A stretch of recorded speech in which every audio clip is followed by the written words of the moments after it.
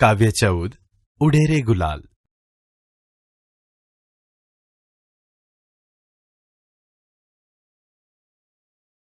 ઉડેરે ગુલાલ એ કાવ્ય હોળી ધૂળેટી જેવા પર્વની ઉજવણી કરતું ઉર્મી ગીત છે, જેના કવિ છે શ્રી નટવર પટેલ.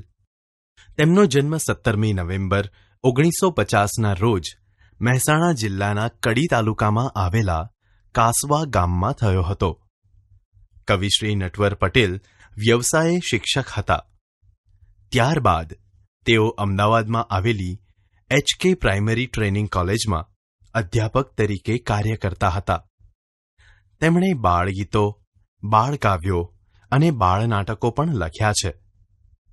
બાળદોસ્તો, ઉડેરે ગુલાલ એ કાવ્યમાં કવિએ જુદા જુદા ઉત્સવો પૈકી હોળી ધૂળેટીની ઉજવણીના પ્રસંગનું સુંદર રીતે વર્ણન કર્યું છે.